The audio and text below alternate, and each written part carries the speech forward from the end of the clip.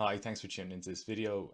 This is the second part of my COVID vaccine analysis where I'll go into the deep dive of each of the benefits and risks and concerns that I raised in the first part.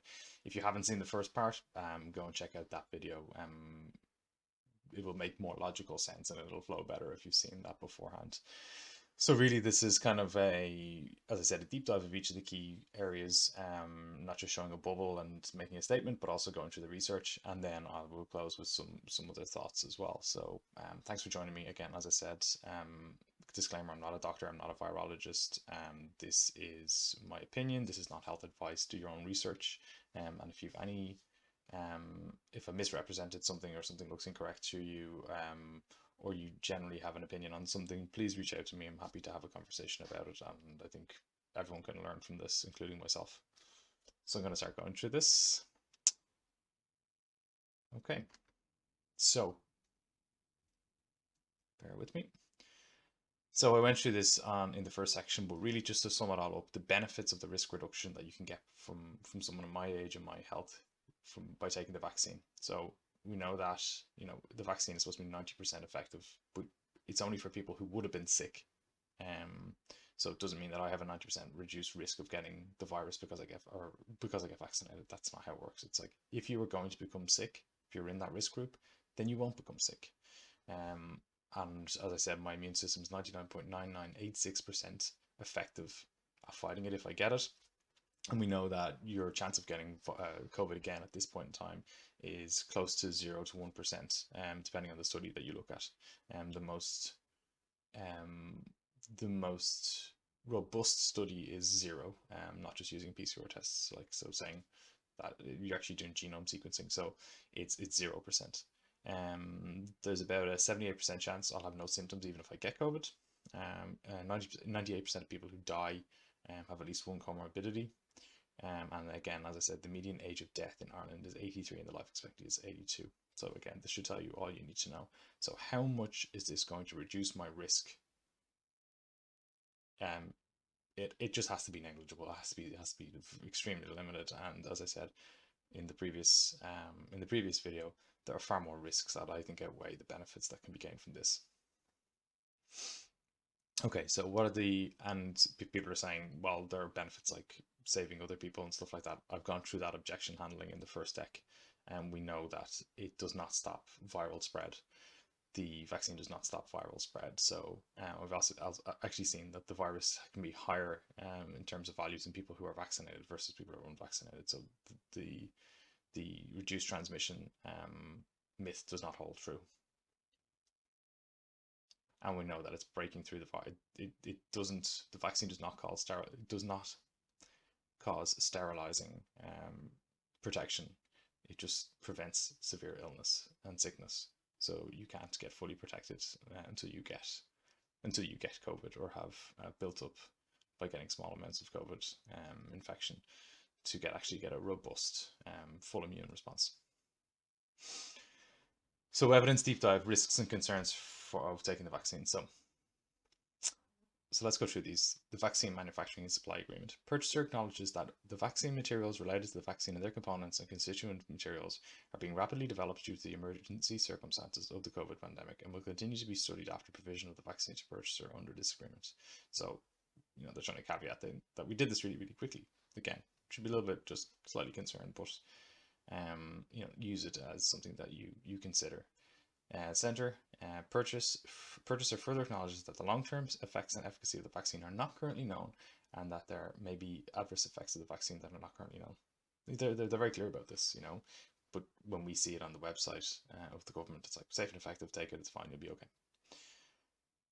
Purchaser hereby agrees to indemnify, defend, and hold harmless Pfizer BioNTech from against all suits, claims, demands, liability, settlements, basically everything arising out of the relating or resulting from the vaccine. They're completely indemnified. I suppose if you're going to do something at warp speed to get this out in a pandemic, that's what you're going to want.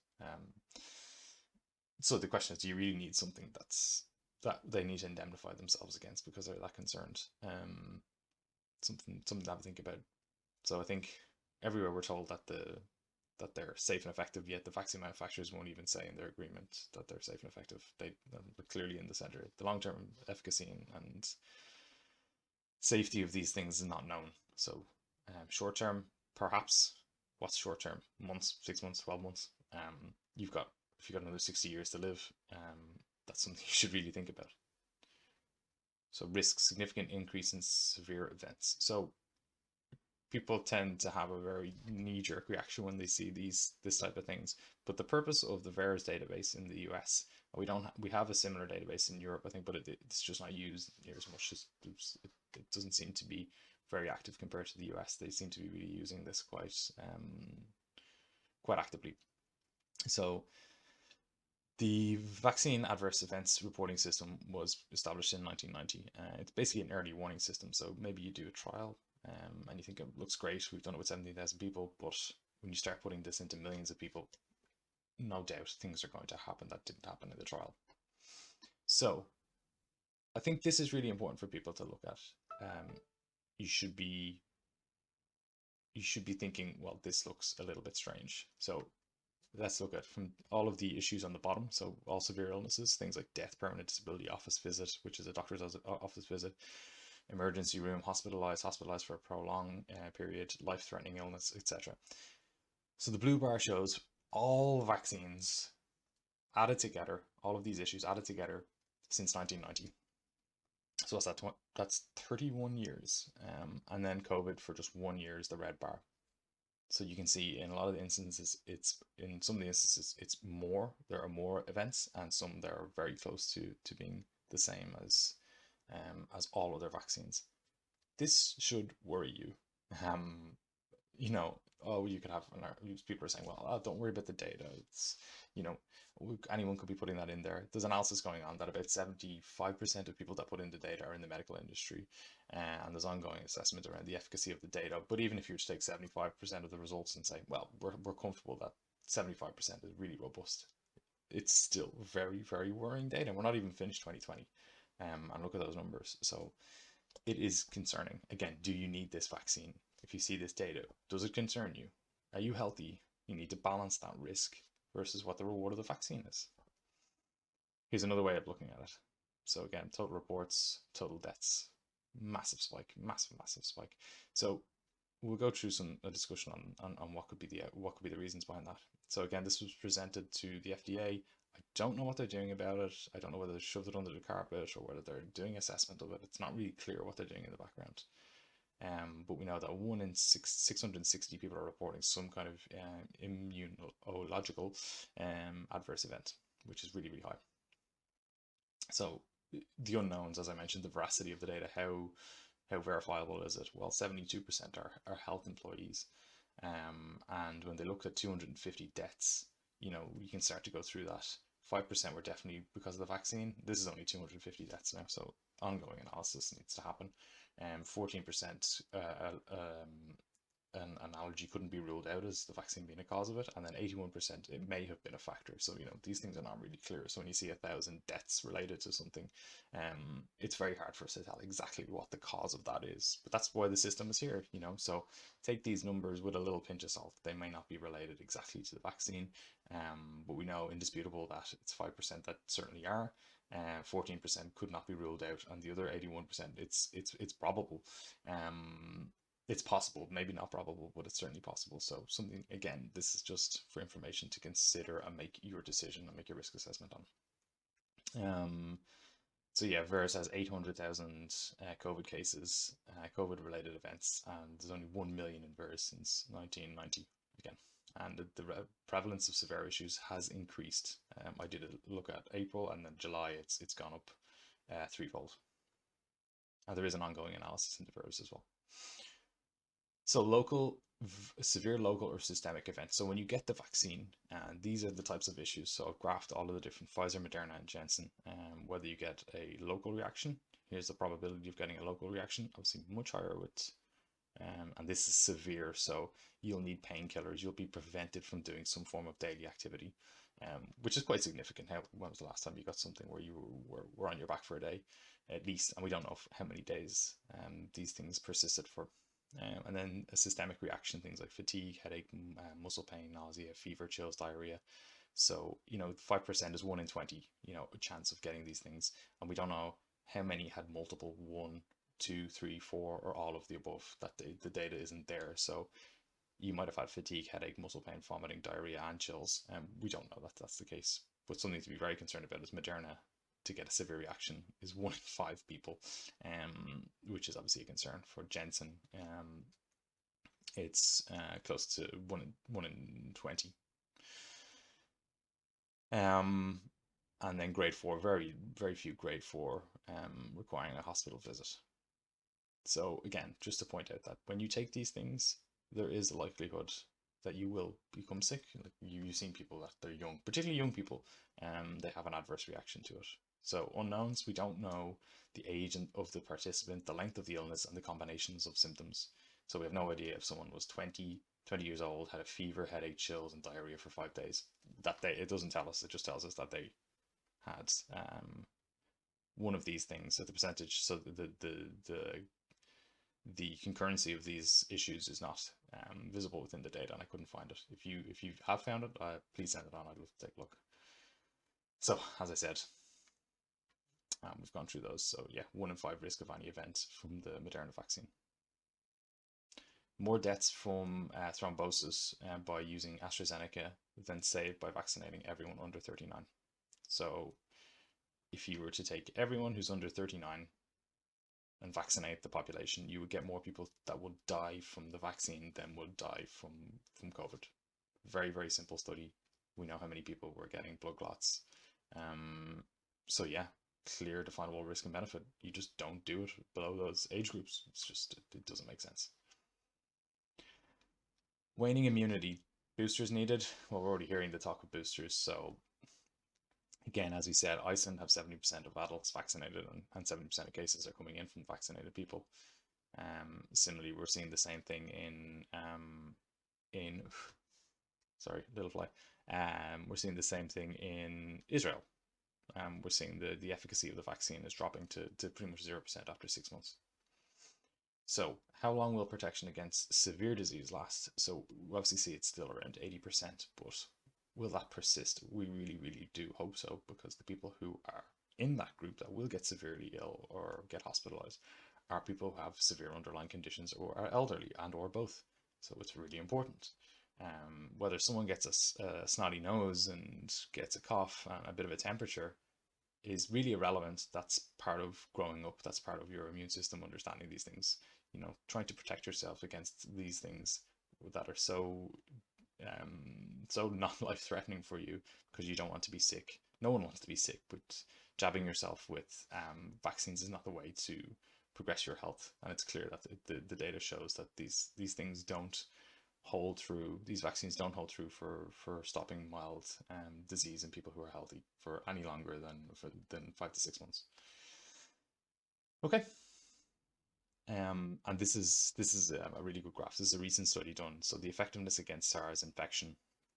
And so you take the vaccine, greater than 14 days. So there's a period here where it's obviously much greater effectiveness probably, but you can see that after a period of just 15 to 19 weeks, you have a 30% effectiveness of the vaccine, and then after 20 weeks, it's 0. So for mild illness, so for healthy people, so you're just prolonging something that's going to happen and you're going to get anyway, because this virus knows how to escape this vaccine, and you've taken all those risks that we discussed by taking this vaccine into your body, not knowing the long-term risks. So really, I can't see why this would be something that someone would logically do. And then effectiveness against severe disease, which is great. So we're starting to see you need to build up that immunity. So it's the effectiveness, sorry, and the time on the bottom. So great, after 4 weeks, you're 95% affected against severe critical SARS. Fantastic, and we're seeing it. It's starting to wane a little bit potentially. And after 25 weeks, there's a effectiveness is very variable, which would make sense because things are changing, but still looking robust. And if that's 25 weeks, if we have to give people boosters once a year for something like this, for who are immunocompromised who are at risk. That's not a bad thing. That's a really good, successful vaccine. If it can keep people alive and reduce them from dying by such a high percentage, that is where we should be focusing, not on giving healthy people vaccines to make themselves feel better and make them think that they're protecting other people, because they're not. And that's what we know from the assessment of on the previous video. Risk of myocarditis. So it's an inflammation of the myocardium, the heart muscle. Most people with myocarditis recover without any complications, but in rare cases, when inflammation is severe, there can be damage to the heart. So what are the symptoms? Stabbing pain, tightness in the chest, shortness of breath, difficulty breathing, flu-like symptoms, palpitations. So not something that I would want to get. Obviously, you might recover, but the long-term impact, we don't know. So incidences of myocarditis are about 10 in 1,000 or 1 in 1,000. The median stay in hospital 4 days. I don't want to stay 4 days in hospital. I'd rather get COVID and not be in hospital and stay at home while drinking juice and taking some hot soup or something. Thankfully, there have been no readmissions to date, and the long-term assessment is kind of pending because we don't know what's going to happen in the future. So again, we don't know the long-term impact is the unknown there, and the concern that it could have an issue with you in the future. So 0.1% seems low in terms of risk, but when you think about what the risk of the virus is to you in general, this is quite high. For healthy people with no comorbidities, this is the case. You know, if you're under 70 and you've no issues, potentially there's a higher risk from myocarditis. The shortage of vaccines for vulnerable people in other countries. So more than 600,000 vaccinations have taken place worldwide, according to the World Health Organization. But while close to 100% of Gibraltar's population, for instance, have been vaccinated, 10 countries have received no vaccines up to now. You know, Africa is especially vulnerable. It's 1.3 billion people, account for 18% of the world's population, but the continent has received only 2% of the vaccine doses administered globally. Amid a global outcry over the gap between the haves and have-nots, the US, Britain, and the other group of 7 wealthy nations agreed last week to share 1 billion doses with struggling countries over the next year, with delivery started in August. In the meantime, many of the world's poor wait and worry. You know, we're all in this together. Well, you know, clearly we're not. People just thought about themselves. And I think that's something that we all need to think about. I'm not suggesting this was the top thing on my list. We do think about ourselves first, and we do have to worry about ourselves and our health and our ability to keep going and stay healthy. But when you are healthy and you don't need it, you know, there's someone else that can benefit from this. I think that's really important to think about. We're all this together, I think not. Natural immunity. So there are tons of studies on natural immunity. You'll see them coming up. Natural immunity being 20 times more effective than the vaccine. Yada yada yada. You know, of course it is. Why wouldn't it be? There's no vaccines, bar the tetanus vaccine that gives you a better risk benefit than if you had just fought it yourself. So if you'd fought it yourself, and your ability to fight it again is going to be much better than giving someone a vaccine and then putting the virus in their body. So natural immunity, cross studies. The total number of PCR positives or antibody positives participants, about 600,000 people, 10-month follow-up. The reinfection rate was, and there were multiple studies here, 0 to 1%. And probably the deepest study that was done, only one study estimated the population level risk of reinfection based on whole genome sequencing in a subset of patients. And the estimated risk was low, 0.1%. So your risk of getting it is 1 in 1,000. Again, it's really, really low after 7 months. And that's just based on how far out the research was done. So how long this will last for, we don't know. But if it's 0.1 after 7 months, that's pretty good. So after a year, you'd imagine if it starts ticking up, it won't be any more than 1%, 2%. But we don't know. I'm just guessing. But great, really robust immunity. So again, why would you take something that has all these other risks when you know if you get it, you probably won't be too sick. You're healthy. You'll be able to fight it. You'll be on your back for maybe a day, as I was. I was sick for. I was in bed for 1 day, and then I was out of bed, and that was just a precautionary thing because I had a bit of a temperature. But it was no worse than any flu or any really bad cold that I've had in the past. The only weird thing was not being able to taste or smell, and that was a little bit peculiar. But thankfully, that comes back. So long-term protection, how long will it last? COVID may become similar to the flu and that reinfection can occur in future years. Observation, again, if you've had COVID, should you really take the vaccine? Are you going to take those risks just to be able to fly again without taking a test or something? Really something you should think about. So yeah, I just wanted to move on to something kind of a bit different now as well. So we've gone through all the benefits and risks, and I think it's quite clear what I'm trying to say. But like, what can you do in the future now? The pandemic seemed to come on us pretty quick. You're not going to go, well, people who are sick, they should have got out and should get out and start exercising and lose that, 12 stone that they have. It's not possible. So, but what can people do now? So what are the things that are top risk factors for people who died with COVID? So hypertension, diabetes, heart disease, atrial fibrillation, dementia, chronic renal failure, etc. So these are not all of the things, but this is a really common set of the top things that are risk factors for these diseases. Now we know that age and genetic disposition do play a part, but they only, for some people, they will have a really unfortunate hereditary illness that they'll see quite young. But for most people, I think it's that, really the age and the genetics are the disposition and are the way we live our lifestyle. Really, you load the gun with your genetics and you fire it when when you're smoking, drinking, and you're overweight. So the things that we have here, like tobacco, your risk factor, diabetes, high cholesterol, weight, fat distribution, waist circumference, diet and exercise, excessive alcohol use, hypertension, smoking, sun exposure, inactivity, obesity, alcohol. The commonality behind these things is very, very clear. So like, these are the things you can do to reduce your risk in the future from these types of viruses, and it makes sense that you would, if these are the things you do, if you're inactive, you're obese, you have high blood pressure, you should look to prevent that in the future and take the weight off everyone else worrying about you if you do get sick. So the best thing you can do for other people is worry about yourself, and make sure you're healthy, and obviously help other people as well, but take care of yourself. So take control of your health, stop smoking, obtain a healthy weight, eat a healthy diet, exercise regularly, reduce excessive stress, and drink in moderation. Whether we know what moderation is another question, but drinking every day is not moderation. Drinking once a week, drinking 2 beers probably is moderation. Drinking 6 pints on a Saturday night, probably not moderation. But drinking 6 pints once a quarter, or once every 6 months and getting a bit drunk, probably moderation. But again, ask your doctor.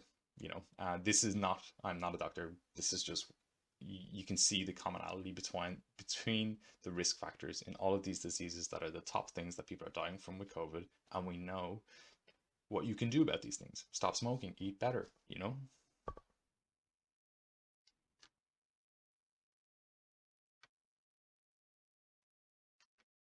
Okay, closing thoughts.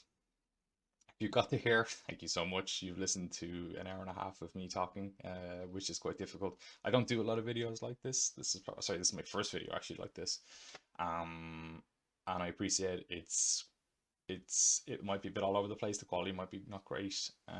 But the research is there, and I hope it is. As I said, if it's something that there's something that you've seen that I've misrepresented, that you feel is biased, or you feel is incorrect, please let me know, and please share the study or the research that you have that will counter that point. And I'd love to have that conversation.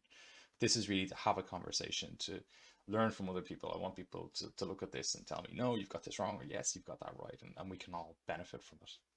So closing thoughts with that in mind. It's clear that generally there is a very poor understanding of risk and lack of want to understand from people. People just want to get their life back together. They didn't really think about the risks in my mind, because 90% of people didn't need to get vaccinated. Pretty clear. So the race to get vaccinated when not needed for most people, forgetting that all things come with a risk. What percentage of people did an independent assessment before allowing a new vaccine to be pushed into their bodies? There's a lot of trust in the government and pharmaceutical industries. It shows the time that it shows the times that we live in. There's a lot of trust. You go back 50 years, I don't think that people have taken a vaccine from the communists. 50, 60, 70 years maybe. There's a real lack of understanding of vaccine efficiency and risks. Evidence: vaccines do not stop transmission, and herd immunity from vaccines is not possible. There's bigoted, ill-informed people trying to coerce others to risk their health to save others, which is not evidence-based. Get away from these people. They are not informed. They are bigoted. They do not know what they're talking about. They've taken something. They want other people to take it. This is mob and group mentality. This is groupthink. Get away from these people. If they pushed you and they're your friends, you should really think about whether they're your friends or not, because they should have your best interest in heart. And if they don't know something that they're trying to push you to do, because they clearly don't, you should be concerned about that. And they don't clearly have your best interests at heart. And maybe they do. Maybe they have information, but it's probably not very good. So COVID vaccines are for personal protection. They are personal protection devices. Can't stress that enough. That's what that vaccine is for. And if you're at risk, you should take the vaccine, and you need to do your own risk benefit analysis. If you're in a risk group, you're in a risk group where the risk benefit is positive, you should consider taking the vaccine. If you're not and you're very low risk, like myself, like most people who are under the age of 70, consider not taking it and building up a robust natural immunity by getting the virus. Like we've got colds, like we've got flus in the past. This is how our bodies grow and learn. So your health, you're accountable to make informed decisions, not the government, not the pharmaceutical industries, not somebody else. This is your decision. Don't obligate your responsibility to someone else, and then when things go wrong, give out to them because you didn't know things were going to happen. The most considerate thing you can do for others is to look after your own health and not be a burden on them because of illness due to your lifestyle choices. We know that all the comorbidities are based on mostly lifestyle choices. There will be a percentage of people that get these things, really, hereditary conditions and just a bad deck of cards to start their life with. But the vast majority of people are getting it because of lifestyle choices. Cancer, heart disease, hypertension, all of these things are increasing because of our poor lifestyle choices, not because our genetics. So that's the best thing you can do. Okay, and that's everything.